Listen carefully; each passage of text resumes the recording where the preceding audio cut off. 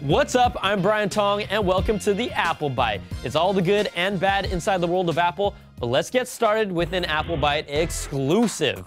You all know about Steve Wozniak competing on one of the greatest television shows of all time. That would be Dancing with the Stars, duh. Well, the Woz led us into his dance studio at a top secret location with his partner Karina Smirnoff, so let's check it out. All right, guys, we're here with Steve Wozniak, better known as Dancing with the Woz now, I guess, and one of the founders of Apple Computers, now showing off his skills on the dance floor. You know, coming from a tech background, are there any skills from your past that you think you could really use in Dancing with the Stars? Mark Cuban sort of spoke like there were such skills, and I haven't found them yet. I mean, I can count to 4, and I think that skill helps. 1, 2, 3, 4, 1, 2. Karina, you've been working with Woz for a little while. What are some of the kind of talents or abilities that have stuck out in your mind that he brings to the table? Well, Steve is definitely a unique personality. He's very funny. He's a prankster. He likes to play jokes on everybody, including me and our producers. But whenever he gets to the dance floor, he has so much fun that you are bound to enjoy with him. It's a lot of fun. 1, 2, 3, 4, and 1, 2, and 3. 4 and 1, get up, 2, 3, 4, 1, good.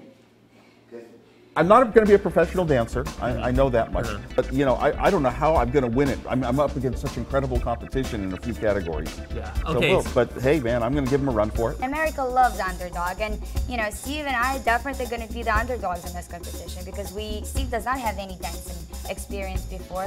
But I think we're going to do pretty well. 1, 2, and 3.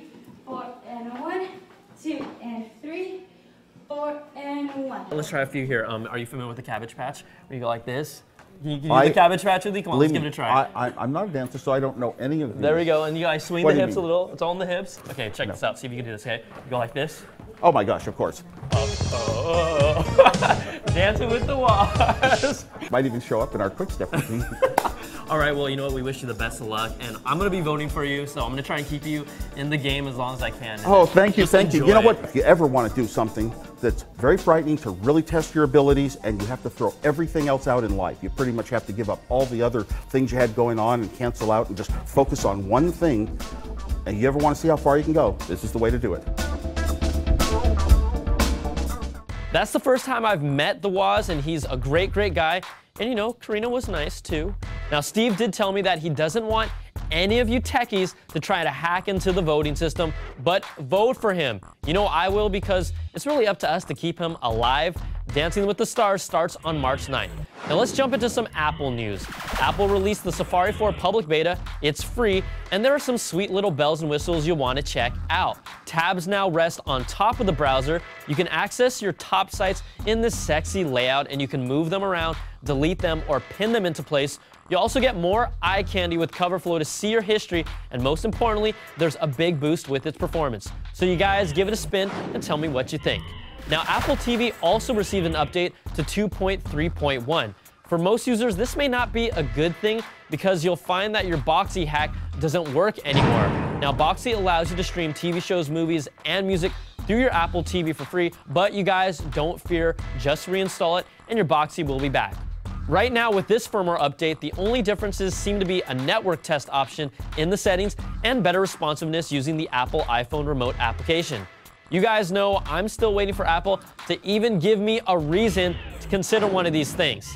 Now, is the big A testing out short-term music subscriptions? Well, Apple and EMI Music announced the first iTunes Pass featuring music from Depeche Mode. For $18.99, you guys will be able to download their new album when it drops, in addition to music and video exclusives released through mid-June.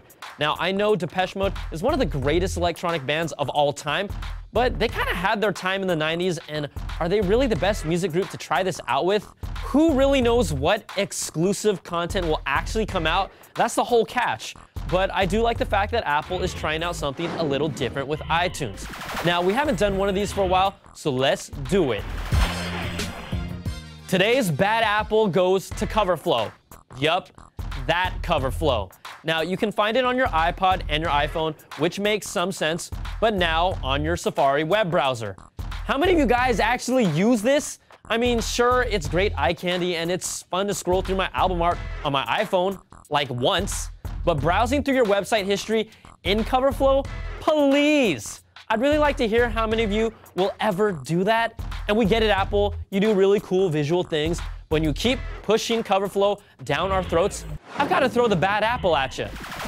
All right, guys, remember to send your emails to the applebite at cnet.com. We'll get to as many as we can. I'm Brian Tong. Thanks for watching, and come back next time for another bite of the apple.